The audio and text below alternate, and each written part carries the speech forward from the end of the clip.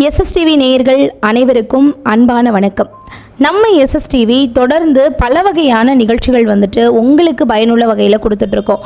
அந்த வகையில் இன்றைக்கி நம்ம எல்லாரையுமே மெய்சிலிருக்க வைக்கக்கூடிய ஒரு அருமையான விஷயம், ஒரு தனி மனிதனால் சாத்தியமாகுமா அப்படின்னா சாத்தியமாகும் அப்படிங்கிறதுக்கு வாழும் உதாரணமாய் திகழக்கூடிய ஒரு அற்புதமான மனிதரை பற்றி தான் இன்றைக்கி நம்ம பார்க்க போகிறோம்.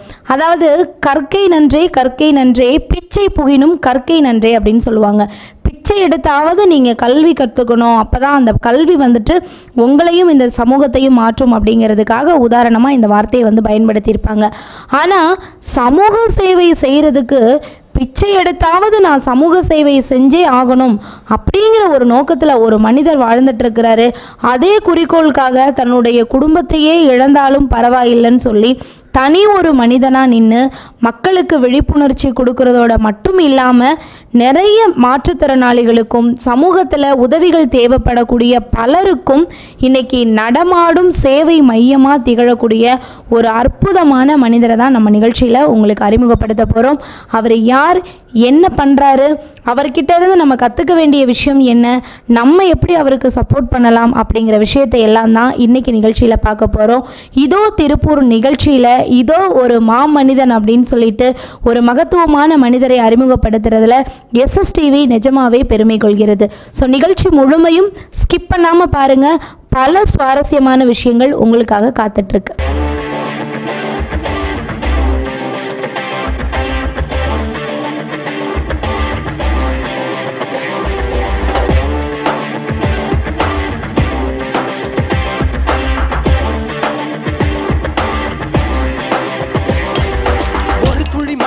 தொடங்குது பெருங்கடல் தான் உன் முதல் அடியை நீ வைத்திடடா. தடை தடை தடை தடை இருப்பதை தாண்டிடத்தான் நீ காற்றினிலே பயமீட்டியடா. கடிகார முல்லை போலே நிற்காமல் நீயோடு, கால் தீண்டும் தூரம் தானே வெற்றி கோடு. ஒரு துளி மழை என தொடங்குது பெருங்கடல் தான் உன் முதல் அடியை நீ வைத்திடடா.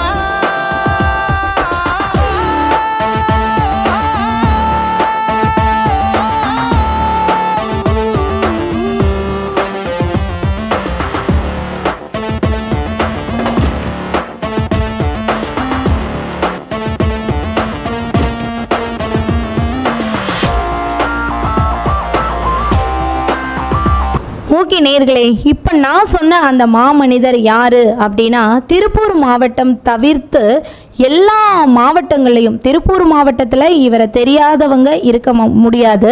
எங்கே பார்த்தாலும் ஒரு மஞ்சப்பையோட உடல் முழுதும் அந்த மஞ்சப்பை மாதிரியான உடைகள் முழுதும் அநேகமான விழிப்புணர்வு வாசகங்கள் அடங்கிய பதாகையோட ஒருத்தர் நடமாடிக்கிட்டு இருக்காரு அப்படின்னா அது திருப்பூர் மாவட்டத்தில் நிறைய பேருக்கு தெரிஞ்சிருக்கும். திருப்பூர் மாவட்டத்தையும் தாண்டி பல மாவட்டங்களில் தொடர்ந்து விழிப்புணர்வை ஏற்படுத்தி கொண்டிருக்கக்கூடிய நமது மனிதர் அப்படின்னே சொல்லலாம். அவேர்னஸ் அப்பா அம்மா அப்படின்னு இந்த தம்பதிகளையே அன்போடு அழைச்சிட்டு வராங்க. ஸோ அந்த வகையில் அவேர்னஸ் அப்பா மிஸ்டர் சிவசுப்ரமணியம் அவர்கள் நம்ம நிகழ்ச்சியில் நம்ம கூட இணைஞ்சிருக்காங்க. அவங்களோட தான் இன்னைக்கு நம்ம பேச போகிறோம். வணக்கம்ப்பா. வணக்கம்மா. அப்பா, முதல்ல உங்களுக்கு எஸ்எஸ்டிவியின் சார்பாக உங்களை பேட்டி எடுக்கிறதுக்கு ஒரு வாய்ப்பை எங்களுக்கு கொடுத்ததுக்கு ஒரு பெரிய நன்றியை நாங்கள் சொல்லிக்கிறோம். அதாவது எப்படி உங்களை பார்க்கும்போதே பார்த்தீங்கன்னா கிட்டத்தட்ட எங்களுக்கு ஒரு நடமாடும் சேவை, அதாவது அன்னை தெரசா இருந்தாங்க. அவங்க ஒரு கையில் எச்சில் துப்புன போதும், உதவி கேட்டு போகும்போது ஒரு கையில் எச்சில் துப்புன போதும் அவங்க அதை வாங்கிட்டு இது எனக்காக கொடுத்தீங்க, என் குழந்தைங்களுக்காக ஏதாவது ஒன்று கொடுங்க அப்படின்னு சொல்லி கேட்டாங்க அப்படின்னு நம்ம பார்க்குறோம். ஸோ அந்த மாதிரி ஒரு பிச்சை எடுத்து சேவை செய்யணுன்ற மகத்தான சேவையை செய்ய போகிறீங்க. உங்ககிட்ட நிறைய விஷயம் நாங்கள் கேட்கணும். ஸோ முதல்ல உங்களை நம்ம மக்களுக்கு அறிமுகப்படுத்திக்கோங்க. எஸ்எஸ்டிவியின் நேயர்கள் அனைவருக்கும் அவேர்னஸ் அப்பாவுடைய நல்ல ஆசைகளுடன் என் இனிய அறிமுகம். என்னுடைய அறிமுகம் உலகம் முழுவதும் சென்றடைய வேண்டும். அவேர்னஸ் அப்பாவின் சேவை பணிகளை உலகம் முழுவதும் கொண்டு சேர்க்க என்னால் முடியாது. என்னால் முடிந்த வரைக்கும் இருசக்கர வாகனத்தில் பயணித்து இது வரைக்கும் இந்தியாவில் ஒரு 6 லட்சம் கிலோமீட்டர் சுற்றியிருக்கேன். தமிழகம் புதுவை மட்டும் 19 முறை சுற்றுப்பயணம் வந்திருக்கேன் விழிப்புணர்வு சேவைக்காக. அப்படி இருந்தும் நான் செல்லாத இடங்களுக்கெல்லாம் என்னுடைய விழிப்புணர்வு சேவையை சுமந்து சென்ற தினசரி வார மாத இதழ்கள் மற்றும் ஊடகத்துறையினர் அனைவருக்கும் இந்த SSTV நிகழ்வின் மூலமாக அனைவருக்கும் நன்றி தெரிவித்துக் கொள்கிறேன். நன்றி. அப்போ பொதுவாக வந்து பார்த்திங்கன்னா எல்லாருமே லைஃப்பில் வாழ்ந்தோம் அப்படின்னா ஒரு சராசரி வாழ்க்கை வாழ்ந்துட்டு நிம்மதியாக லைஃப்பில் வந்துட்டு அச்சீவ் பண்ணிட்டு போயிடணும் அப்படி தான் நினைப்பாங்க. உங்களுக்கு எப்படி இந்த சேவை செய்யணுங்கிற எண்ணம் எதனால் வந்தது? அதுக்கு ஏதாவது காரணம் இருக்கா? மகள் அருமையான கேள்வி கேட்டுச்சு. நான் என் மனைவி இப்போ காலமாகி 11 ஆண்டுகள் ஆகிறது. நானும் என் மனைவியும் வாழ்ந்த காலத்தில் ஒரு நாள் எங்கள் வீட்டில் இருக்கும் நானும் மனைவி பனியன் கம்பெனி வேலைக்கு தான் போயிட்டு இருந்தோம். நான் ஐனிங் ஒர்க்கு போவேன், அவங்க ஹெல்ப்பராக போவாங்க. வேலை இல்லாத ஒரு நாள் அந்த அன்றைக்கி வீட்டில் இருந்தப்போ என் மனைவிக்கிட்ட நானும் பேசிகிட்டு இருக்கிறப்ப நம்ம எந்த வேலை முடிஞ்சது, எனக்கு 3 பொண்ணுங்க, எல்லாத்துக்கும் கல்யாணம்லாம் திருமணமெல்லாம் முடிஞ்சுது.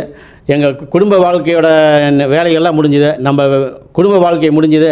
இனி இந்த மண்ணுக்கும் மானுடத்திற்கும் இந்த மண்ணில் பிறந்து வாழ்ந்ததுக்கு ஒரு அடையாளத்தை வைக்கணும், ஏதாவது சர்வீஸ் பண்ணலாம் அப்படிங்கிற ஒரு முடிவுக்கு வந்து என் மனைவி நானும் சேர்ந்து எடுத்த முடிவில் தான் மக்களுக்கு விழிப்புணர்வு சேவையை செய்வோம். ஏன்னா அதுக்கு அதிக பணம் தேவைப்படாது. நோட்டீஸு மற்றும் பேசக்கூடிய தன்மை இருந்தாவே போதும். மக்களுக்கு நிறைய விழிப்புணர்வு சேவைகளை கொண்டு சேர்க்க முடியும்னு 1/1/2005 துவங்கியது தான் இந்த விழிப்புணர்வு சேவை. அதாவது இப்போ மகள் சொன்ன மாதிரி எல்லாருமே வந்தோம் வாழ்ந்தோம் போனோம்னு தான் இருக்கிறாங்க. அந்த குறிப்பிட்ட வயதுக்கு மேலே ஓய்வு, இப்போ ரிட்டையர்மெண்ட்டுங்கிற ஒரு இடத்துக்கு வந்தோன்னே எல்லாருமே ஓய்வு எடுக்க ஆரம்பிச்சிடுறாங்க. எங்களுக்கு நிறைய பேர் என்னை கேட்பாங்க, ஐயா இப்படியே சுற்றிக்கிட்டே இருக்கீங்களே, நீங்கள் என்றைக்கு ஓய்வு எடுப்பீங்க, உங்களுக்கு ரெஸ்ட்டே இல்லையா அப்படின்னு கேட்பாங்க. எல்லாத்துக்கும் சொல்கிறேன் நான் ஒரே ஒரு பதில், சன்னுக்கு எது சண்டை, எனக்கு எல்லா நாளுமே மண்டே தான் அப்படின்னு சொல்லுவேன். அந்த வகையில் மகள் நிறைய சுவாரஸ்யமான நிறைய கேள்வி கேட்பாங்க. அதற்கான பதில்கள்லாம் நல்ல விழிப்புணர்வாகவே இருக்கும். ஓகேப்பா, சூப்பர். நல்ல ஒரு பஞ்சு வந்து சொல்லியிருக்காங்க, சன்னுக்கு ஏது சண்டே எல்லா நாளும் மண்டே அப்படின்னு சொல்லிட்டு சூப்பர்ப்பா, அருமையாக பேசியிருக்கீங்க. சரி, இப்போ வந்து சேவை செய்கிறதுக்கான காரணத்தை வந்து நீங்கள் சொல்லிட்டீங்க. என்னென்ன மாதிரியான சேவைகள் செஞ்சிட்ருக்கீங்கப்பா? அவேர்னஸ் அப்பாவும் அம்மாவும் சேர்ந்து துவங்கியது விழிப்புணர்வு சேவை. ஒவ்வொரு மனிதனாலும் இன்னொரு உயிரை காப்பாற்ற முடியும் என்ற இது உத்வேகமாக கொண்டு தான் அந்த விழிப்புணர்வு சேவையை துவங்கினோம். இரத்த தானம் வழங்குதல், உடல் தானம் வழங்குதல், கண் தானம் வழங்குதல், உறுப்பு தானம் வழங்குதல், இது மாதிரி தானங்களை நம்ம எல்லாருமே நம்ம வழங்கணும் அப்படிங்கிற ஒரு மையப்பகுதியை வச்சு தான் இந்த விழிப்புணர்வு சேவையை துவங்கினோம். இதன் மூலமாக இதுவரைக்கும் 1,25,000 உடல் தான விண்ணப்பங்களை தமிழகம் முழுவதும் நம்ம பொதுமக்கள் தரப்பில் விண்ணப்பங்கள் என்னுடைய நோட்டீஸ் ஒன்று கொடுக்கும்போது உடல் தான விண்ணப்பத்தை சேர்த்து கொடுத்துருவேன். இதுபோல் நிறைய சேவைகள். அதுக்கப்புறம் பார்த்திங்கன்னா இன்று நம்ம இந்திய அரசு பார்த்திங்கன்னா போலியோ இல்லை இந்தியாவில் அப்படின்னு அறிவிச்சிருச்சு. இருந்தாலும் மாற்றுத்திறனாளிகள் உருவாகிட்டு இருக்கிறதுக்கு ஒரு காரணம் சாலை விபத்து. இந்த சாலை விபத்துனால தான் நிறைய மாற்றுத்திறனாளிகள் கைகால்களை இழந்து பார்வை பறி போய் இது மாதிரி மாற்றுத்திறனாளர்களாக மாறிட்டு இருக்கிறாங்க. சாலை பாதுகாப்பு பற்றி விழிப்புணர்வு மேலே பார்த்திங்கன்னா ஒரு படம் இருக்குது. திருப்பூர் மாநகர காவல்துறையோடு இணைஞ்சு சாலை பாதுகாப்பு விழிப்புணர்வு நம்ம செஞ்சோம். அதற்கான பதாகை ஒன்று மேலே வச்சுருக்கோம். யமதர்மன் வேடமிட்டு அந்த மக்களுக்கு விழிப்புணர்வு ஏற்படுத்திட்டு இருந்தோம். சூப்பர்ப்பா. நீங்கள் இப்போ சொல்லும்போது இப்போ கூட சாலை பாதுகாப்பு வார விழா இந்த வாரத்தில் கொண்டாடிட்டு இருக்காங்க.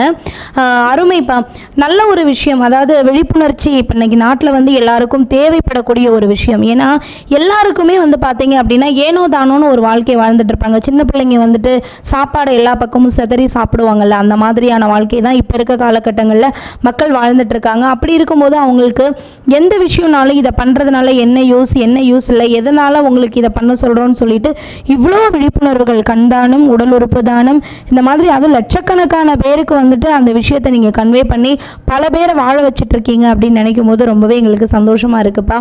சரி, இப்போது நீங்கள் சேவை செய்கிறீங்க, ரொம்ப நல்ல விஷயம், நல்ல ஒரு விஷயம் பண்ணிகிட்ருக்கீங்க.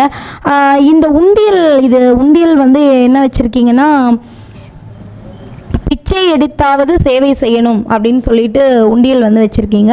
இந்த உண்டியல் வந்து எப்போ உங்கள் கூடவே இருக்குமா? இந்த உண்டியல் வைத்ததன் நோக்கம் என்னப்பா? சேவை செய்வதற்கு மனம் மட்டும் சேவை செய்யணுங்கிற மனம் மட்டும் இருந்தால் பத்தாது, பணமும் வேணும். மக்கள்கிட்ட நன்கொடை பெற்று தான் சேவை செய்யணும். இதுதான் அறக்கட்டளையோட தர்மம். கை காசை போட்டு சேவை செய்யக்கூடாது. நிறைய சமூக சேவையாளர்கள் பார்த்திங்கன்னா தன்னுடைய கையில் இருக்கிற சொந்த பணத்தை போட்டு நிறைய சேவைகள் செஞ்சுருவாங்க. அவங்க குடும்பத்தில் மன கஷ்டம் வந்துடும். கணவன் மனைவிக்குள்ள மன கஷ்டம் வரும். மக்கள்கிட்ட நன்கொடை வாங்கி தான் சேவை செய்யணும். இதுதான் அறக்கட்டளையோட தர்மம். சேவைகள் மட்டும்தான் நமக்கு சேவைகளில் கிடைக்கிற புண்ணியங்கள் அத்தனையுமே நன்கொடையாளர்களுக்கு போய் சேரணும். ஏழை எளிய மக்களும் இதில் ₹1 போடுங்கிறதுக்காக தான் 1/1/2005 ஆரம்பத்தில் அவேர்னஸ் அம்மா ஜானகி அவர்களும் நாங்களும் துவங்கினப்போ ₹2 பிச்சை எடுத்து துவங்கணும். ஏன்னா எங்களுக்கு அப்போ தேவை ஒரு நோட்டீஸ் மட்டும்தான் தேவை. ₹1 அந்த நோட்டீஸ் நாங்கள் தயார் பண்ணிடுவோம். ₹2 துவங்கினது இன்றைக்கி இப்போ 2011 விழிப்புணர்வு சேவைக்காக தேசம் காப்போம் அறக்கட்டளைங்கிற ஒரு பதிவு பண்ணோம். 2021 இப்போ அவேர்னஸ் அப்பா அம்மா அறக்கட்டளை என்ற பெயரில் தேசம் காப்போம் அறக்கட்டளை துவங்கியது விழிப்புணர்வு சேவைக்காக. அவேர்னஸ் அப்பா அம்மா அறக்கட்டளை துவங்கியது மாற்றுத்திறனாளர்களுக்கு சேவை செய்கிறதுக்காக. விவேகானந்த சுவாமிகள் சொன்னது என்னென்னு கேட்டிங்கன்னா, உலகில் நீ நினைக்கும் மாற்றம் நிகழ வேண்டுமென்றால் அது உன்னிடமிருந்து தொடங்கட்டும் அப்படின்னு சொல்லியிருக்காரு. அதே போல் மாற்றுத்திறனாளர்களுக்கு சேவை செய்கிறதுக்காக துவங்கிய எனக்கு இப்போ மாற்றுத்திறனாளி ஆகிட்டேன். எனக்கு ஸ்ட்ரோக் வந்து இடது பக்கம் செயல்படாத நிலைமையில் இருக்கேன். திருப்பூர் மாவட்ட ஆட்சித்தலைவர் அலுவலகத்தில் எனக்கு மாற்றுத்திறனாளர்களுக்கான அடையாள அட்டை கொடுத்துருக்காங்க. சில சலுகைகளும் அதனால் கிடைச்சிட்ருக்குது. மாற்றுத்திறன் என்பதே மற்றவரிடம் இல்லாத அளவு தான். மாற்றுத்திறனாளி போல் நடிக்கிறதே ரொம்ப கஷ்டம். அதில் ஒரு மாற்றுத்திறனாளர் ஒரு வீட்டில் இருக்காங்கன்னா அவங்களுக்கு தான் அந்த வழி தெரியும். அதனால் கூடுமான வரைக்கும் 2 சேவையை மட்டும் செய்யுங்க. எங்களுடைய இந்த வீடியோவை பார்க்குறவங்க 2 சேவைகளை நிறுத்தாமல் செஞ்சிட்ருங்க. மிகப்பெரிய புண்ணியம், உங்களுக்கு புண்ணியம், உங்கள் வம்சாவளிக்கே புண்ணியம். ரத்த தானம் தொடர்ந்து செய்யுங்க. மாற்றுத்திறனாளருக்கு உதவி செய்யுங்க. இந்த 2 சேவைகளை செஞ்சாவே உங்கள் பரம்பரை, உங்கள் வம்சமே பல 100 ஆண்டுகளுக்கு நல்லா இருப்பாங்க. நன்றி. ரொம்ப சூப்பரான ஒரு விஷயம் வந்து சொல்லியிருக்கீங்க. இப்போ அதாவது இன்றைக்கி மாற்றுத்திறனாளிகள் அப்படின்னாலே வேறு ஏதோ ஸ்பெஷல் திறன், அவங்களுக்கு நார்மலாக இருக்கிறவங்கள விட அவங்களுக்கு வந்துட்டு அவங்களுக்கு என்ன குறைபாடு இருக்கோ அந்த குறைகளை நிறைவாக்கி வாழ்கிறதுனால தான் அவங்கள நம்ம மாற்றுத்திறனாளிகள் அப்படின்னே சொல்கிறோம். ஸோ அந்த வகையில் இரத்த தானம் செய்கிறதுனுடைய அவசியத்தையும் மாற்றுத்திறனாளிகளை வந்துட்டு பார்க்கணும் அப்படிங்கிற விஷயத்தையும் சொல்லியிருக்கீங்க. நல்ல விஷயம். அதே மாதிரி நீங்கள் சொன்ன இன்னொரு விஷயம் வந்து ரொம்பவே எங்களுக்கு பிடிச்சிருந்தது. என்னன்னா, போலியோனால மாற்றுத்திறனாளிகள் ஒரு காலகட்டங்களில் உருவாயிட்டு இருந்தாங்க மருத்துவத்துறையெல்லாம், அப்போ வளராத காலகட்டங்களில். இப்போ நீங்கள் சொன்ன மாதிரி போலியோனால மாற்றுத்திறனாளிகள் உருவாக்கப்படுறதில்ல. ஆனால் வாகன விபத்தில் நீங்கள் சொன்ன மாதிரி அடிக்கடி நடக்குது. இப்போல்லாம் பார்த்தீங்கன்னா பைக் ரேஸாக இருக்கட்டும், ட்ரிபிள்ஸு 4, 5ன்னு நிறையா வண்டியில் ஏற்றிட்டு போகிறாங்க. அதுவும் இப்போ இருக்க யங்ஸ்டர்ஸ் வந்து சொல்லவே தேவையில்லை. ஸோ அந்த மாதிரி வாகனம் ஓட்டும்போது கவனமாக இருந்தீங்க அப்படின்னா மாற்றுத்திறனாளியாக நீங்களாக ஏற்றுக்கிறது, அதாவது இயற்கையாக கடவுளாக பார்த்து சில குறைகளோட பிறவியிலேயே வர்றதுன்றது வேற, நம்ம கவனக்குறைவுனால நமக்கு மாற்றுத்திறனாளியாக ஆக்கப்படுறதுங்கிறது வேற. ஸோ அந்த மாதிரி ஒரு நிலைக்கு போகாத அளவுக்கு கவனமாக இருங்க அப்படிங்கிற ஒரு வேண்டுகோளை வச்சுருக்காங்க. ஓகே, அப்போ இப்போது சேவை செய்கிறோம். பொதுவாக நிறைய சேவைகள் வந்துட்டு செஞ்சிட்ருக்காங்க. இப்போது நிறைய பேர் வந்துட்டு வெளியில் தெரியாமல் செஞ்சிட்ருக்காங்க. நிறைய பேர் வந்து பார்த்தீங்க அப்படின்னா நீங்கள் சொன்ன மாதிரி ரசீது போட்டு நன்கொடை ஒரு ஸ்பான்சர் பண்ணுறவங்கள நேரில் மீட் பண்ணி எல்லாம் பண்ணுவாங்க. ஆனால் நீங்கள் இந்த உண்டியலோட இந்த ட்ரெஸ்ஸில் வந்துட்டு நிறைய வாசகங்கள்லாம் எழுதியிருக்கீங்க. இன்சூரன்ஸ், சமூக இடைவெளியை கடைபிடிப்போம், ஓட்டுநர் உரிமம் அவசியம், அதுக்கப்புறம் இன்சூரன்ஸ் அவசியம், இருசக்கர வாகனம் இருவருக்கே, இந்த மாதிரி ரொம்ப அழகான வாசகங்கள்லாம் எழுதியிருக்கீங்க. இந்த மாதிரி ஒரு ட்ரெஸ்ஸில் இந்த மாதிரி வாசகங்கள் எழுதி போய் நீங்கள் வெளியில் மக்கள்கிட்ட போய் அவேர்னஸ் கொடுக்கணும், அதோட இந்த நன்கொடையும் நீங்கள் இந்த மாதிரி யாசகம் கேட்கணுங்கிற எண்ணம் வந்து உங்களுக்கு எப்படி உதயமாச்சு? மகள் முன்னே சொன்னாங்க, கற்கை நின்றே பிச்சை பிகணும் கற்கை நின்றே அப்படின்னு அந்த காலத்தில் ஒரு பழமொழி சொல்லியிருங்க. பிச்சை எடுத்தாவது படிக்கணும் அப்படின்னு சொல்லியிருக்காங்க. காமராஜர் ஐயா கூட குழந்தைகளுக்காக நான் பிச்சை எடுக்க கூட தயாராக இருக்கேன்னு ஒரு செய்தியில் நான் கேள்விப்பட்டிருக்கேன். இதையெல்லாம் அடிப்படையாக கொண்டு என்ன பணம் வேணும், பணம் இல்லாத சேவை செய்ய முடியாது. அதற்காக அதாவது சாதாரண மக்களும் ஒரு மதுப்பிரியர் கூட என்னுடைய உண்டியலில் ஒரு 10 ரூபா போட்டிருக்கார். இதெல்லாம் நீங்கள் நடந்திருக்குது. பணம் வேணும், பணம் இல்லாத சேவை செய்ய முடியாது. ஏன்னா பணம் அதிகமாக இல்லாத நேரத்தில் நாங்கள் இவ்வளோ பண்ணிகிட்ருக்குறோம். நிறைய உதவிகள் கிடைச்சிங்கன்னா இன்னும் நிறைய செய்வோம். மாற்றுத்திறனாளர்களுக்காக திருப்பூரில் மாபெரும் ஒரு காப்பகம் 2 கோடி ரூபாய் மதிப்புள்ள துவங்கிறதுக்காக தயாராக இருக்கோம். எஸ்எஸ்டிவின் மூலமாக இந்த செய்தியை பார்க்குறவங்க திருப்பூர்காரங்க எல்லாருமே யாராக இருந்தாலும் சரி, உங்களுக்கு அதற்குண்டான அனைத்து ரசீதுகளும் எல்லாமே செஞ்சு கொடுக்கப்படும். எங்கள் மாற்றுத்திறனாளருக்காக காப்பகம் கட்டி கொடுக்குறவங்களுக்கு, திருப்பூரில் கட்டி கொடுக்குறவங்களுக்கு ஒரு சிலை அமைத்து அவங்கள மாற்றுத்திறனாளருக்கு காப்பகம் தந்த கடவுள் என்ற பெயரில் அவங்களுக்கு தனியாக நாங்கள் வழிபாடாக நடத்துறதுக்கான முயற்சிகளாக பண்ணிகிட்ருக்கோம். நான் ரொம்ப சாதாரணமான ஆள். என்னுடைய சொத்து மதிப்பு வெறும் 83 ரூபா தான். 16/3/2014 அவேர்னஸ் அம்மா காலமாயிட்டாங்க. அவங்க உயிர் பிரிய நேரத்தில் கூட என் மகள்களெல்லாம் பார்த்துக்குங்க, பத்திரமா பார்த்துங்க அப்படின்னு கூட சொல்லலை. நீங்கள் சாகிற வரைக்கும் சேவையை நிறுத்தாமல் செய்யணும்னு என்கிட்ட உறுதிமொழி வாங்கிட்டு இறந்தாங்க. அப்படி அவங்க உயிர் பிரிய நேரத்தில் என்கிட்ட ஒரு மணி பர்ஸ் கொடுத்தாங்க. அந்த மணி பர்ஸில் 83 ரூபா பணம் இருந்தது. அந்த பணம் மட்டும்தான் இன்றைக்கி வரைக்கும் என்னுடைய சொத்து. உண்மையிலே ரொம்ப கண்கலங்க வச்சுட்டீங்க. இப்போ அதாவது கண்ணதாசன் அவர்கள் வரிகள் நினைக்கிறேன், ஒரு அருமையான வரிகள் வந்து சொல்லியிருப்பாங்க. ஆலம் விழுதுகள் போல் உறவுகள் 1000 இருந்தும் என்ன, வேறென நீ இருந்தால் அதில் நான் வீழ்ந்து விடாதிருப்பேன் அப்படின்னு சொல்லிட்டு ஒரு அருமையான வரிகள் இருக்கும். அந்த மாதிரி ஒரு இல்லறம் அப்படிங்கிறது எந்த அளவுக்கு நல்லறமாக கொண்டு போகணும் அப்படிங்கிறத அம்மா உங்களுக்கு எந்த அளவுக்கு உணர்த்தியிருக்காங்க அப்படின்னு சொல்கிறது வந்துட்டு நீங்கள் பேசின வார்த்தைகளில் வந்து எங்களுக்கு தெரியுது. அது மட்டும் இல்லை, இதுக்கப்புறம் நீங்கள் நன்கொடைகள் வசூல் பண்ணுறது, சேவை பண்ணுறது, இதன் மூலமாக இனி வருங்காலத்தில் உங்களுக்கு எவ்வளோ வேணாலும் உயர்வுகள் வரலாம், வருமானங்கள் கிடைக்கலாம். ஆனால் நீங்கள் சொத்துன்னு சொல்லி குறிப்பிடும்போது உங்களுக்குன்னு உரித்தான அம்மா கடைசியாக கொடுத்த அதுவும் அந்த 83 ரூபாய் தான் அப்படிங்கும்போது அவங்களும் ஒரு தன்னலமற்ற வாழ்க்கை தான் வாழ்ந்திருக்காங்க, நீங்களும் ஒரு தன்னலம் இல்லாத வாழ்க்கை தான் வாழ்ந்திருக்கீங்க அப்படிங்கிறது தெரியுது. ரெண்டாவது வந்து ஒரு அருமையான வாசகம் உங்களுக்கு பின்னாடி வந்து நீங்கள் எழுதி வச்சிருக்கீங்கப்பா. அதாவது கன்னத்தில் கை வைத்து அமர்ந்திருந்தேன், காண்போர் கேட்டனர் கப்பலா கவிழ்ந்து விட்டது என்று, இல்லை இல்லை என் வாழ்வில் கடலே கவிழ்ந்து விட்டது என்றேன் உன்னை நினைத்து அப்படின்னு சொல்லிட்டு ஒரு அருமையான வாசகம் இது வந்துட்டு. அதாவது நம்மளாம் இன்றைக்கி என்ன வாழ்க்கை வாழ்கிறோம், நம்ம எல்லாருமே இன்றைக்கி வந்து பார்த்திங்கன்னா கணவன் மனைவி உறவுகளாக இருக்கட்டும், சின்ன சின்ன விஷயங்கள் கூட நம்மளால் சகித்து அந்த வாழ்க்கையை கொண்டு போக முடியல. ஆனால் இத்தனை ஆண்டு வாழ்க்கையில், குடும்ப வாழ்க்கையிலன்னு இல்லைங்க, சமூக வாழ்க்கையில் இவ்வளோ ஒரு சிறப்பான விஷயம் வந்து பண்ணிட்டு அவங்க இழந்ததுக்கு அப்புறமும் அவங்களுடைய குறிக்கோளை வந்து இன்னும் அதிகப்படியாக எடுத்துக்கிட்டு இவ்வளோ சேவைகள் செய்கிறது வந்து பாராட்டுதலுக்குரிய விஷயம்ப்பா. உண்மையிலே இதுக்கு வந்து எங்களுக்கு வார்த்தைகள் இல்லை, எங்களுடைய கண்ணீரைத்தான் நாங்கள் காணிக்கையாக்கணும் இந்த அன்புக்கும் இந்த சேவை மனப்பான்மைக்கும். ஓகேப்பா, இப்போ வந்துட்டு நீங்கள் நிறைய என்னென்ன சேவைகள் செய்கிறீங்க அப்படின்லாம் சொல்லிட்டீங்க. இப்போது உங்களை எப்படி நீங்கள் பார்த்துக்கிறீங்க, உங்களுக்குன்னு எப்படி டைம் ஒதுக்குறீங்க, உங்களுடைய தேவைகளை எப்படி நீங்கள் பூர்த்தி பண்ணிக்கிறீங்க? அம்மா, எனக்குன்னு நான் தனியாக நேரமெல்லாம் எடுத்துக்கிறது 24 மணி நேரமே சேவைக்காக தான். எந்த நேரம் யார் கூப்பிட்டாலும் அவங்களுக்கு என்ன வேணுமோ அதை போய் செஞ்சு கொடுத்துருவேன்.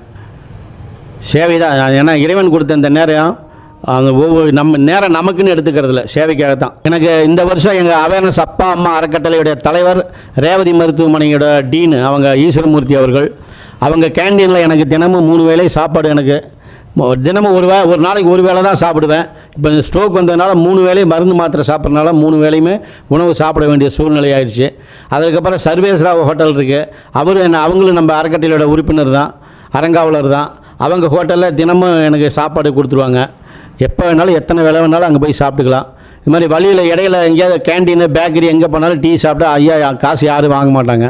இருந்தாலும் நான் கொடுத்துருவேன். எல்லாத்துக்கும் 10 ரூபாய்னு எங்கிட்ட 5 ரூபாய் வாங்கிக்கிங்க, ஏன்னா என்ன போல் 10 பேர் வந்தால் நீங்கள் எப்படி தொழில் செய்வீங்க அப்படின்னு நான் எல்லாத்துக்கிட்டே என்னால் முடிஞ்ச காசை திருப்பி கொடுத்துருவேன்.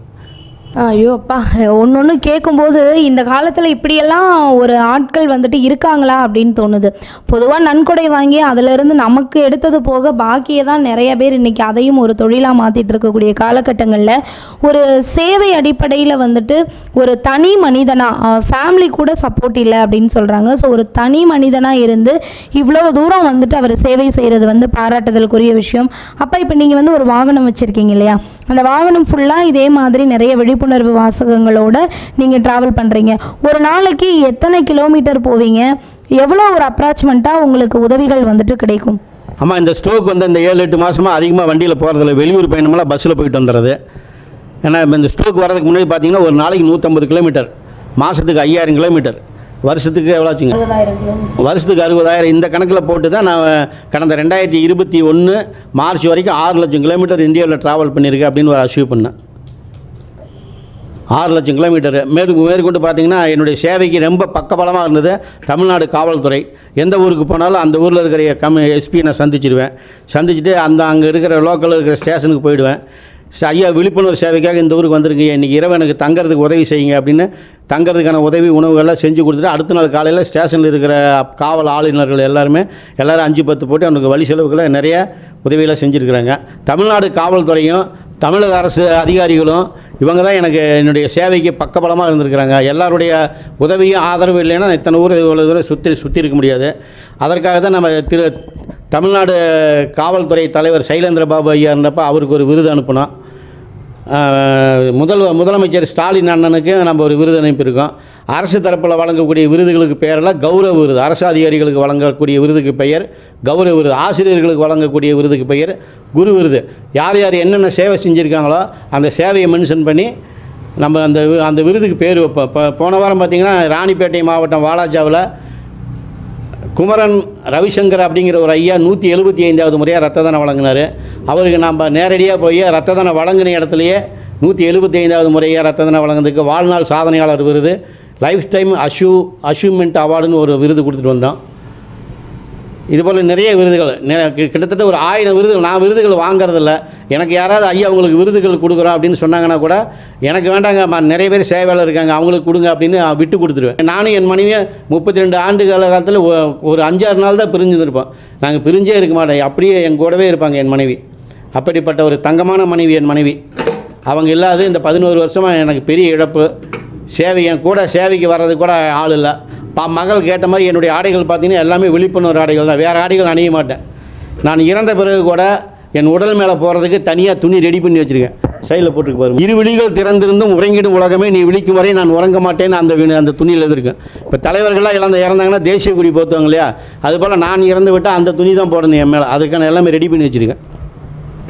நான் இல்லைனாலும் இந்த விழிப்புணர்வு சேவை செய்ய இன்னொருத்தர் யாராவது வந்துடுவாங்க அப்படிங்கிற ஒரு அர்த்தம். உண்மையிலே வந்துட்டு ஒன்று கேட்க பார்த்தீங்கன்னா நமக்கு பேசுகிறதுக்கு வார்த்தைகள் வரலை. அந்த அளவுக்கு வந்துட்டு இப்படியெல்லாம் கூட நாட்டுக்காக எல்லாருக்குமே இருக்குங்க. அதாவது சமூக சேவை செய்யணும் அப்படிங்கிற எண்ணம் வந்து எல்லாருக்கும் இருக்கும். ஏதோ ஒரு விதத்தில் எல்லாருமே ஒரு சின்ன ரோட்டில் இருக்க ஒரு வயசானவங்களை ரோடை கிராஸ் பண்ணி விட்டோம்னா கூட அது ஒரு சேவை தான்.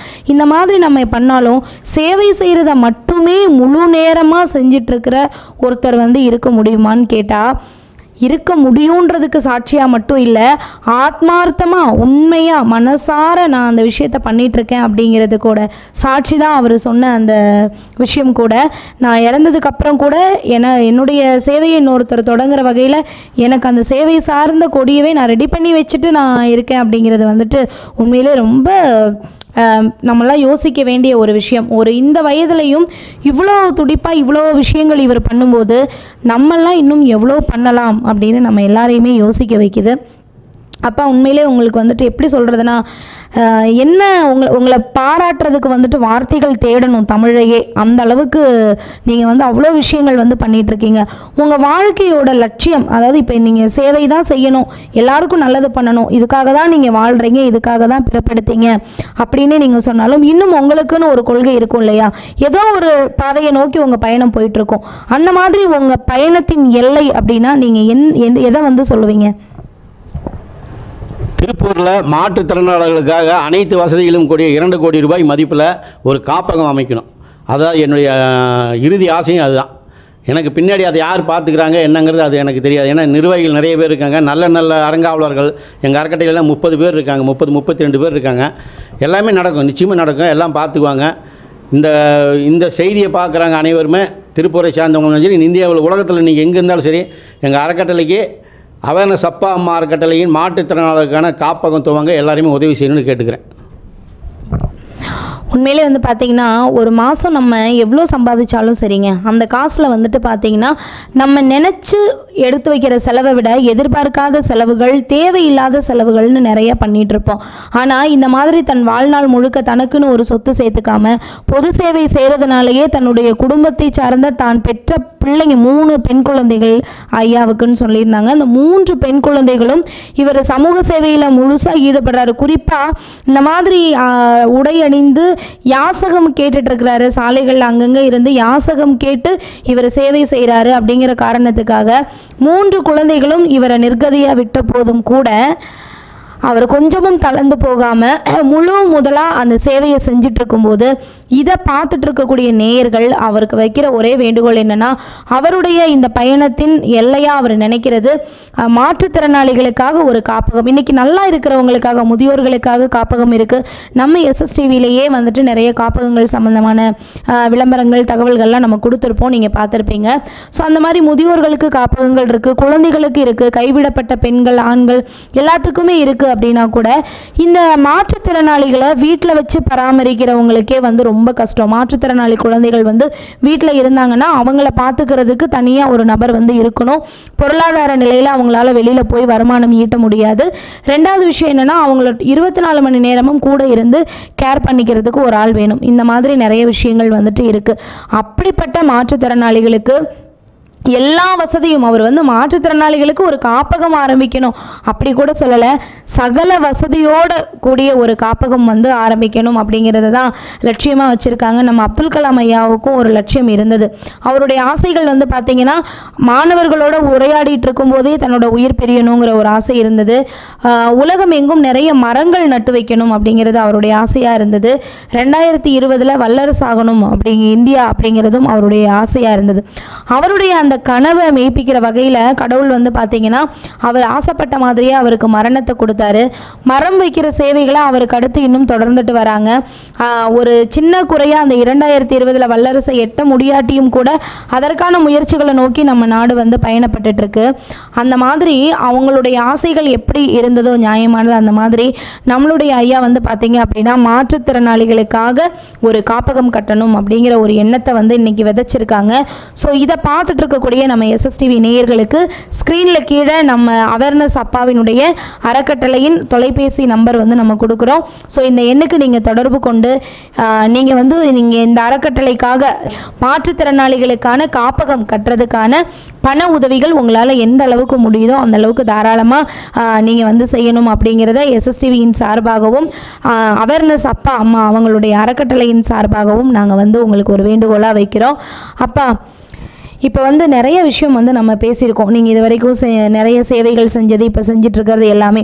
இப்போ நிகழ்ச்சியை பார்த்துட்டு இருக்கக்கூடிய நம்ம நேயர்களுக்கு நீங்கள் விழிப்புணர்வு, ஒரு பொதுவான விழிப்புணர்வு கொடுக்கணும்னா இப்போ இருக்கிற காலகட்டங்களில் எந்தெந்த விஷயங்களில் வந்துட்டு அவங்கள சரிப்படுத்திக்கணும், அவங்க கொடுக்கக்கூடிய தானங்கள், இப்போ நீங்கள் ரத்த தானம், கண் தானம், உடல் உறுப்பு தானங்கள், இந்த மாதிரிலாம் நிறைய சொன்னீங்க. இதில் அந்த ஒவ்வொரு தானங்களுக்கும் உரிய சிறப்புகள் என்ன, அந்த தானங்கள் பண்ணுறதுனால என்னங்கிறத ஒரு விழிப்புணர்வாக நீங்கள் மக்களுக்கு கன்வே பண்ணிடுங்கப்பா. முதல்ல ரத்த தானத்தில் ஆரம்பிச்சிருவோம். ரத்த தானங்கிறது பார்த்திங்கன்னா ரத்த தானம் வழங்குறதுக்கான சில விதிமுறைகள் வச்சுருக்காங்க. 18 வயசுக்கு மேலே ஆகிருக்கணும், மேலே அவங்க உடல் எடை 50 கிலோவுக்கு மேலே இருக்கணும், எபவ் 50 இருக்கணும், அவங்க தான் ரத்த தானம் செய்ய முடியும். அவங்க ரத்த தானம் வழங்கக்கூடிய 350 ml பிளட்டு அவங்க உடம்புலேருந்து சேகரிக்கப்படும். அந்த வயது வரம்பு எதுக்கு வச்சாங்கன்னு கேட்டிங்கன்னா 50 கிலோவுக்கு உடல் எடைக்கு மேலே இருக்கணும். ஆண்களுக்கு பார்த்திங்கன்னா ஆண்களோட உடல் எடையில் 1 கிலோவுக்கு 76 ml பிளட் இருக்கும். பெண்களோட உடல் எடையில் 66 ml பிளட் இருக்கும். இந்த 66 ml இதில் 1 கிலோவுக்கு இவ்வளோ இருக்குது. நம்ம கொடுக்குறது 8 ml தான் கொடுக்குறோம். அப்போ அவங்க சேகரிக்கிறது பார்த்திங்கன்னா 350 8 மில்லி தான் எடுக்கிறாங்க. 1 கிலோவுக்கு 8 மில்லி. இப்போ அவங்க 50 வயது பார்த்திங்கன்னா 40 400 ml அவ்வளோதான் பிளட்டு அவங்க கலெக்ட் பண்ணுறாங்க. இன்றைக்கி உலக விஞ்ஞானம் பார்த்திங்கன்னா நிறைய கண்டுபிடிப்புகளை கண்டுபிடிச்சிருக்கு. அதாவது மற்ற கோள்களுக்கெல்லாம் கூட போயிட்டு வந்துட்டு அந்தளவுக்கு விஞ்ஞானம் வளர்ந்துருச்சு. இந்த உலக விஞ்ஞானம் என்ன செயற்கை ரத்தத்தை நம்ம கொடுக்கல. செயற்கை ரத்தத்தை இன்றைக்கி பார்த்திங்கன்னா இன்றைக்கி மது புகையிலை பழக்கங்களால், தீய பழக்கங்களால் உடலை கெடுத்துக்கிட்டு ரத்த தானம் செய்ய முடியாத சூழ்நிலையில் நிறைய பேர் இருக்கிறாங்க. பெண்களில் நிறைய பேர் ரத்த தானம் வழங்க வந்துட்டாங்க. இந்த சூழ்நிலையில் இன்னொரு உயிரை காப்பாற்றுறதுக்கு ரத்த தானம் ரொம்ப அவசியம். இந்த ரத்த தானத்தை வழங்குறதுக்கு ரத்த தானம் வழங்கக்கூடிய கொடையாளர் அத்தனை பேருமே எந்த கெட்ட பழக்கமும் இருக்கக்கூடாது. குறிப்பாக டாட்டு போட்டுக்கூடாது. டாட்டு போட்டிங்கன்னா அதனால் உங்களுக்கு HIV வரதுக்கான வாய்ப்பு இருக்குது. அதுக்கப்புறம் நீங்கள் ரத்த தானம் செய்ய முடியாது. டாட்டு இப்போ போட்டுக்கிறது பச்சை குத்திக்கிறதுல ஒரு வைத்தியம். அதெல்லாம் அந்த காலத்தில் ரொம்ப சுத்தம். இன்றைக்கெல்லாம் ஒவ்வொருத்தருக்கு போட்ட ஊசியை மற்றவங்களுக்கு பயன்படுத்துகிறப்ப டாட்டு போடுறப்போலாம் HIV வரதுக்கான வாய்ப்பு இருக்குது. அதனால் டாட்டுலாம் யாரும் போட்டுக்காதீங்க. டாட்டு செய்கிற தொழிலாளர்கள் நாங்கள் குறை சொல்லி பேசலை. இதன் மூலமாக ஒருத்தருக்கு ஒரு டிசீஸ் வரக்கூடாது. ஏன்னா அது ஒரு பாவம் இல்லையா. அதுபோல் அடுத்தது கண்தானம். கண்தானம் பார்த்திங்கன்னா நம்ம கண்ணில் கருவெளி இருக்குது இல்லைங்க, அதில் ஒரு 6 லேயர் இருக்கும். அந்த 6 லேயரில் அந்த குறைஞ்சது அதை ஆராய்ச்சி பண்ணும்போது ஃபஸ்ட்டு செகண்ட் லேயர் வேஸ்ட்டாக போய்ட்டு கூட மீதி இருக்கிற 3-4 லேயரில் 3-4 பேர்த்துக்கு கண் பார்வை கொடுக்கலாம். பார்வை இல்லாத ஒருத்தர் ஒரு குடும்பத்தில் இருக்கிறவங்களுக்கு தான் அந்த கண்தானத்தை பற்றி அவசியம் தெரியும். அதாவது நம்ம இறந்தது பிறகு மண்ணிலும் தீயிலும் வீணாக போகக்கூடிய கண்களை நம்ம இதுக்கு தானமாக கொடுக்கணும். நிறைய பேர் பார்த்திங்கன்னா நிறைய திருமணங்கள் சுப நிகழ்ச்சிகளாக போகாத இருப்போம். அதாவது இறப்பு நிகழ்வுகளுக்கு யாருமே போகாத இருக்க மாட்டாங்க. இறப்பு நிகழ்வுகளுக்கு நீங்கள் போகும்பொழுது அந்த சம்மந்தப்பட்ட அந்த இறப்பு நிகழ்ந்த வீட்டில் இருக்கிற சம்மந்தப்பட்ட குடும்பத்தினர் சந்தித்து இது மாதிரி கண்தானம்னு ஒரு விஷயம் இருக்குது, நீ பர்மிஷன் கொடுத்தீங்கன்னா அதுக்கு நான் ஏற்பாடு பண்ணினா அவங்ககிட்ட பேசுங்க. ஒரு இறந்த 6 மணி நேரத்துக்குள்ளே அந்த கண்தானத்தை நம்ம பெற முடியும். இதுபோல் நிறைய பேர் கண்தானம் வழங்கியிருக்காங்க. இன்றைக்கி இந்தியாவில் பார்த்திங்கன்னா இந்திய மருத்துவம் சொல்லுது தொடர்ந்து தொடர்ந்து இந்தியாவில் 11 நாட்களுக்கு இறக்கக்கூடியவங்களுடைய கண்களை மட்டும் தானமாக வழங்கிட்டு அடுத்த சில பல ஆண்டுகளுக்கு இந்தியாவுக்கு கண் தானமே தேவையில்லை அப்படின்னு ஒரு தகவலை கொடுத்துருக்கு. இதெல்லாம் நாங்கள் படிக்கலை, இதெல்லாம் நம்ம இன்றைக்கி சமூக தளத்தில் நம்ம பார்த்து கற்றுக்கிட்டது தான் நல்ல விஷயம். அடுத்தது உடல் தானம். நம்ம உடல் பார்த்திங்கன்னா நம்ம இறந்தது பிறகு நம்ம வழக்கப்படி எரிப்போம், இல்லாட்டி போச்சிடுவாங்க. இந்த உடலை நம்ம மருத்துவக் கல்லூரிக்கு தானமாக கொடுக்கும்போது இந்த உடல் உடலாக இல்லாமல் மருத்துவக் கல்லூரி மாணவர்கள் அங்கே பயிலக்கூடிய மாணவர்களுக்கு நம்ம உடல் ஒரு புத்தகமாக அமையுது. வருங்காலத்தில் வர்ற மருத்துவர்களை உருவாக்குறதுக்கு நம்ம உடல் ஒரு புத்தகமாக அமையுது. இதுதான் உடல் தானம். இந்த உடல் தானம் வழங்குறதுக்கு ரொம்ப ப்ரொசீஜர் நிறையா இருக்குது. முதல்ல பதிவு செய்யணும். உடல் தானத்துக்கான பதிவு நோட்டரி வழக்கறிஞர் மூலமாக பதிவு செஞ்சு மருத்துவக் கல்லூரி டீன் ஐயா கிட்ட கொடுத்துட்டு அதற்கு பிறகு 1 மாதத்துக்கு உடல் தான விண்ணப்பம் நீங்கள் கொடுத்ததுக்கு உங்கள் உடல் தான விண்ணப்பத்தை ஏற்றுக்கிட்டோம்னா அவங்க ஒரு ஐடி கார்டு கொடுப்பாங்க. நிறைய வீடுகளுக்கு போனீங்கன்னா நிறைய சாமி ஃபோட்டோக்கள், நண்பர்கள், குடும்ப ஃபோட்டோவெல்லாம் மாட்டியிருப்பாங்க. அங்கேயெல்லாம் நீங்கள் ரத்த தானம் செஞ்சதுக்கான அடையாளம் உங்களுக்கு சான்றிதழ்லாம் கொடுப்பாங்க. அதெல்லாம் வீட்டில் மாட்டி வச்சிங்கன்னா உங்கள் வீட்டுக்கு வர்றவங்களுக்கு ஒரு விழிப்புணர்வாக இருக்கும். அடுத்தது உறுப்பு தானம். நம்ம தமிழக முதலமைச்சர் ஐயா ஸ்டாலின் ஐயா அவர்கள் பார்த்திங்கன்னா இப்போ உறுப்பு தானத்துக்காக தனியாக ஒரு வலைதளத்தை ஏற்பாடு பண்ணியிருக்காங்க. நிறைய பேர் அந்த ஆன்லைனில் போய் உறுப்பு தானம் வழங்குறதுக்கான பதிவுகள் நிறைய பண்ணியிருக்காங்க. அதுபோல் உறுப்பு தானம் வழங்கியவர்களுக்கு நம்ம உறுப்பு தான விழிப்புணர்வு விருதுன்னு ஒரு விருது கொடுக்குறோம். உடல் தானம் வழங்கிய குடும்பத்துக்கு நம்ம அந்த விருது கொடுக்குறோம். இது மாதிரி என்னென்ன செயல்கள், என்னென்ன தானங்கள் நீங்கள் செஞ்சிருந்தாலும் அதற்கான விருதுகள் நாங்கள் கொடுத்து அவேர்னஸ் அப்பா அம்மா கட்டளை சார்பாக அந்த தானங்கள் கொடுத்தவங்களை நம்ம கௌரவப்படுத்துகிறோம். ஓகே, சூப்பர்ப்பா. அதாவது ஒரு அருமையான விளக்கம் வந்து கொடுத்தீங்க. ஒவ்வொரு தானங்களும் வந்து எதற்காக கொடுக்கணும், அதன் மூலமாக எவ்வளோ பலன் பெறும். ஒரு கண் தானம் பண்ணுறதன் மூலமாக ஒருத்தர் பயனடைவாங்கன்னு தான் நம்ம நினச்சோம். ஆனால் நம்ம 4-5 பேருக்கு கூட பயன்படக்கூடிய வகையில் இருக்கும் அப்படிங்கிறது உங்கள் மூலமாக வந்து நமக்கு தெரிய வந்தது. ரொம்பவே நல்ல விஷயம். இப்போ எனக்கு ஒரே ஒரு கேள்வி இருக்குது. அதாவது ரத்த தானம் கொடுக்கறதுக்கு வந்துட்டு பார்த்தீங்கன்னா இப்போ நாங்களும் ரத்த தானமெல்லாம் பண்ணியிருக்கோம். ஸோ நிறைய பேரை நம்ம ரத்த தானத்துக்காக அப்ரோச் பண்ணும்போது அவங்க சொல்கிற விஷயம் என்னென்னா, அடிக்கடி ரத்த தானம் பண்ணால் அவங்களுடைய மரபு இல்லாமல் போயிடும். அதாவது அந்த பாரம்பரிய டிஎன்ஏ அப்படிலாம் சொல்கிறாங்க இல்லையா, அந்த மாதிரி போயிடும்ன்ற ஒரு மூட நம்பிக்கை வந்து இருக்குது. ஸோ அதுக்கு ஒரு விளக்கம் கொடுத்துருங்களேன். ஆமாம், அதெல்லாம் ஒன்றும் இல்லைங்கம்மா. அதாவது என்னென்னு கேட்டிங்கன்னா, நல்லதுன்னு இருந்தால் கெட்டதுன்னு ஒன்று இருக்கும். அப்போதான் நல்லவங்களை பாராட்டுறவங்க 10 பேர் இருப்பாங்க, நல்லவங்களை புறக்கணிக்கிறவங்க 100 பேர் இருப்பாங்க. அது மாதிரி அதாவது சின்ன வயசில் பார்த்திங்கன்னா படிக்கிற காலத்தில் அந்த பென்சில் சீவுற பழக்கமெல்லாம் இருக்குது. பிளேடில் சீவும் லேசாக கையில் காயம்பட்டவ அந்த குழந்தையோட அம்மா அந்த குழந்தைய தூக்கி வச்சுட்டு ஐயோ என் பையனுக்கு 2 படி ரத்தம் போயிடுச்சு அப்படின்னு அழுவாங்க. அதெல்லாம் அந்த காலங்க. இன்றைக்கி ரத்த தானங்களாம் சர்வசாதாரணம் தான். இப்போ சொன்ன 175வது முறையாக ஒருத்தர் ரத்த தானம் செஞ்சுருக்காரு. கோவையில் ஒரு ரொட்டேரியன் ஒருத்தர் 185 முறை ரத்த தானம் பண்ணியிருக்காங்க. நேற்று வலைதளத்தில் எனக்கு வந்த தகவல் 108வது முறையாக ஒருத்தர் திருவள்ளூர் மாவட்டத்தில் ரத்த தானம் பண்ணியிருக்காங்க. இது மாதிரி நிறையா பேர் ரத்த தானம் தொடர்ந்து ரத்த தானம் வழங்குறவங்களுக்கு தொடர் ரத்த தான கொடையாளர் விருதுன்னு அப்படி நம்ம விருது கொடுக்குறோம். நம்ம திருப்பூர்லேயே ஒருத்தர் மாரிமுத்துன்னு ஒருத்தர் 100 முறை ரத்த தானம் பண்ணியிருக்காரு. அவரெல்லாம் நேரில் சந்தித்து அவங்களுக்கு நம்ம விருதுகள்லாம் கொடுத்துருக்கோம். ஏன்னா விருதுகள் கொடுக்குறது எதுக்குன்னு கேட்டிங்கன்னா, அதனால் அவங்களுக்கு எந்த பிரயோஜனமும் கிடையாது. அது ஒரு அடையாளம். இது மாதிரி நான் இத்தனை முறை செஞ்சுருக்கேன், இதுக்காக எனக்கு இந்த அமைப்புலேருந்து விருது கொடுத்தாங்க அப்படின்னு. நானும் விருதுகள்லாம் அரசாங்கம் கொடுக்குற விருதுகள் மட்டும்தான் வாங்குவேன். கொரோனா பீரியட் காலத்தில் பார்த்திங்கன்னா திருப்பூர் வடக்கு காவல்துறை சார்பாக ஒரு 55 நாள் போலீஸாக டியூட்டி பார்த்தேன். நான் எனக்காக தனியாக சந்திரகாவி ஸ்கூலில் பூத்து எனக்கு ஒப்படைச்சிட்டாங்க. கணேஷ்னு ஒரு இன்ஸ்பெக்டர் இருந்தார். அப்போ அதுக்கு எனக்கு பாராட்டி நம்ம திருப்பூர் மாவட்ட ஆட்சியர் விஜயகார்த்திகேயன் ஐயா இருந்தப்போ எனக்கு சமூக நலத்துறை சார்பாக விருது கொடுத்தாங்க.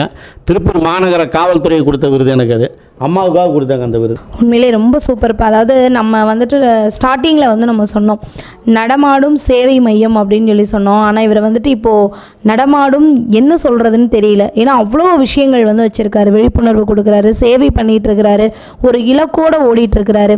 இந்த வயசுலையும் இவ்வளோ துடிப்பாக இவ்வளோ ஒரு சேவை மனப்பான்மையோடு இவர் ஓடும்போது இவர் பின்னாடி கரம் கொடுத்து ஓடி இவருக்கு சப்போர்ட்டிவாக இருந்து அடுத்த ஜென்ரேஷனை வந்துட்டு கூட்டிகிட்டு போகக்கூடிய நம்ம எல்லாரும், இந்த நிகழ்ச்சியை பார்த்துட்டு இருக்கக்கூடிய எல்லாரும் நம்மளால் முடிஞ்ச உதவிகளை பண்ணும்போது இவருக்கு இன்னும் உத்வேகமாக இருக்கும். அப்படிங்கிறத விட இன்னும் பல பேர் வந்து பயனடைவாங்க அப்படிங்கிறது தான் ஒரு மிக மிக நிதர்சனமான விஷயம் அப்படின்னே சொல்லலாம். அப்போ இப்போ நம்ம எஸ்எஸ்டிவியில் வந்துட்டு உங்களை நாங்கள் அறிமுகப்படுத்துறது வந்துட்டு ரொம்பவே ப்ரௌடாக நாங்கள் ஃபீல் பண்ணுறோம். எங்களுக்கு ரொம்ப சந்தோஷமாக இருக்குது.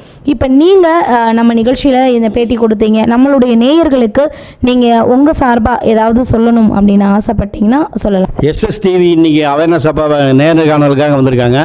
மீண்டும் ஒரு முறை எஸ்எஸ்டிவியோடைய அவங்க அலுவலகத்திலேருந்து மக்களுடைய நேருக்கு நேராக கேள்வி பதிலுக்கு நம்ம அவேர்னஸ் அப்போ உங்களுக்கு அதில் அந்த நிகழ்ச்சியில் கலந்துக்க போகிறோங்கிறத இந்த நேரத்தில் மகிழ்ச்சியை தெரிவிச்சுக்கிறேன். மேலும் பார்த்திங்கன்னா மாற்றுத்திறனாளர்களுக்காக பிடியரிசி திட்டம் அப்படின்னு ஒரு திட்டத்தை துவங்கியிருக்கோம். இதில் நிறைய நன்கொடையாளர்கள் ஒரு 50 கிலோ அரிசி வாங்கி கொடுப்பாங்க. அதை நாங்கள் எல்லாத்துக்குமே மாற்றுத்திறனாளர்கள் வீடுகளுக்கே தேடி சென்று நம்ம அவங்களுக்கு கொடுத்துட்ருக்குறோம். இன்றைக்கி பாருங்கள், தென்காசியிலேருந்து மணின்னு ஒருத்தர் வந்திருக்காரு. இங்கே வாங்க, மணின்னு ஒருத்தர் வந்திருக்காரு, என்னை சந்திக்க வந்திருக்காரு. இவருக்கு 2 பொண்களும் மனநிலை பாதிக்கப்பட்டவங்க. இவர் இன்றைக்கி வந்த இடத்துல இவருக்கு பிடிஎஸ்சி திட்டத்தை இன்றைக்கி என் மகள் மூலமாக மகள் கையால் அதில் 2 பை எடுமா அவருக்கு கொடுங்க. அவேர்னஸ் அப்பா அம்மா அறக்கட்டளையின் சார்பாக நன்கொடையாளர்கள் வழங்கிய பிடியரிசி பை, ஆமாம் நேராக பிடிச்சிங்க பிடியரிசி பையை தென்காசியில் இருக்கிற மனநிலை பாதிக்கப்பட்ட 2 மாற்றுத்திறனாளி, இவங்க பொண்ணு, உங்கள் பொண்ணு பேர் என்னங்க? அனிதா. இன்னொரு பொண்ணு அனிதா, காயத்ரிங்கிற 2 மகள்களுக்கும் இன்றைக்கி இந்த பிடியரிசி திட்டத்தை மகள் மூலமாக நம்ம இன்றைக்கி கொடுத்துட்றோம். நன்றிங்க. உங்கள் மகள்கள் பூரண குணமடைய எங்களுடைய வாழ்த்துக்கள். நன்றி. அதாவது நம்ம பேட்டி வந்துட்டு ஸ்டார்ட் பண்ணும்போது தான் அவங்க வந்தாங்க, நம்ம இருக்கும்போது தான் வந்து கேட்டாங்க. நாங்கள் அப்போ இங்கே தான் இருந்தோம். மற்ற இதெல்லாம் வீடியோ எடுத்துகிட்டு இருக்கும்போது பார்த்தீங்கன்னா அவர் வந்து இந்த மாதிரி விஷயத்தை வந்து சொல்லிகிட்டு இருக்கிறாரு நம்மளுடைய அவேர்னஸ் அப்பா கிட்ட. இந்த மாதிரி நாங்கள் வந்துட்டு ஏதோ ஒரு வெளியூர், எந்த ஊர் சொன்னீங்க? தென்காசியில் இருந்து வரோம். இங்கே நாங்கள் வேலை செஞ்சிட்ருக்கோம். எங்கள் வீட்டில் 2 மாற்றுத்திறனாளி பெண் குழந்தைகள் இருக்காங்க. ஸோ அவங்களுக்கு வந்துட்டு அவங்கள என் மனைவி பார்த்துட்ருக்காங்க, நான் மட்டும்தான் வேலை செஞ்சிட்ருக்கேன். எங்களுக்கு வந்து ஏதாவது உதவிகள் வந்து கிடைச்சா நல்லாயிருக்கும் அப்படிங்கிற மாதிரி பேசுனாங்க. பேசும்போது அவர் நிறைய கைட் பண்ணார். அப்பா வந்துட்டு இந்த மாதிரி நீங்கள் உங்கள் கலெக்ட்ரேட்டுக்கு போங்க, இந்த மாதிரி எல்லாம் விஷயங்கள் இருக்குது, அங்கே இவங்களை பார்த்தீங்கன்னா இவங்க இந்த மாதிரி சப்போர்ட் பண்ணுவாங்க அப்படின்னு நிறைய விஷயங்கள் வந்து சொல்லிகிட்டு இருந்தாங்க. சொல்லிகிட்டு இருந்தோடனே ஸ்பாட்லேயே வந்து பார்த்தீங்கன்னா இங்கே தான் இவங்க வந்து தங்கியிருக்காங்க. ஸோ இதை பற்றி உங்களுக்கு ஒரு டூர் நாங்கள் வீடியோ வந்து போடுறோம். ஸோ இந்த மாதிரி இங்கே தான் இவர் தங்கியிருக்கிறாரு. இங்கே வந்து பார்த்தீங்கன்னா இங்கே அரிசி நிறைய வச்சுருக்காங்க. ஸோ கொஞ்சமும் யோசிக்கல, உடனே நீங்கள் போகும்போது அரிசி வந்து நீங்கள் வாங்கிட்டு போங்க அப்படின்னு சொல்லிட்டாங்க.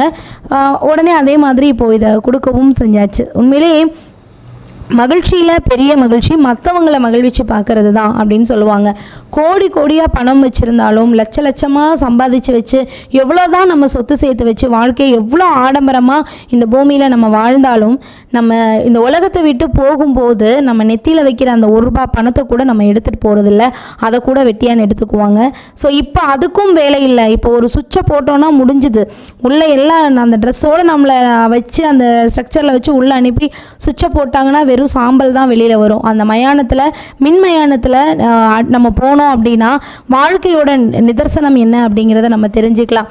அப்படி மண்ணு திங்கிறக்கூடிய உடம்பாகவும் பூச்சி புழுக்களுக்கு இரையாகிற உடம்பாகவும் சாம்பலாகக்கூடிய உடம்பாகவும் இருக்கக்கூடிய இந்த வெற்று உடம்புக்கு ஒரு பேர் கொடுத்து வாழ வச்சிருக்காரு கடவுள். அப்படின்னா அந்த பேரை நம்ம இல்லாதப்போ நம்ம காலத்துக்கு அப்புறம் ஒரு வரலாறாக பேசக்கூடிய அளவுக்கு வாழ வைக்கணும் அப்படிங்கிறதுக்கு ஒரு எடுத்துக்காட்டாக அப்பா வந்து இருக்காங்க. அதாவது நம்ம மறைந்த டாக்டர் அறிஞர் அப்துல் கலாம் அவர்கள் வந்து சொல்லுவாங்க, உன்னுடைய பிறப்பு ஒரு சம்பவமாக இருக்கலாம், ஆனால் உன்னுடைய இறப்பு ஒரு சரித்திரமாக இருக்க வேண்டும் அப்படின்னு சொல்லுவாங்க. அந்த வகையில் நம்மளுடைய அவேர்னஸ் அப்பா அவருடைய பிறப்பு வந்து எப்படி இருந்தது அப்படிங்கிறது வந்து ஒரு சாதாரண மனிதனாக தான் இருந்து பிறந்திருப்பார்.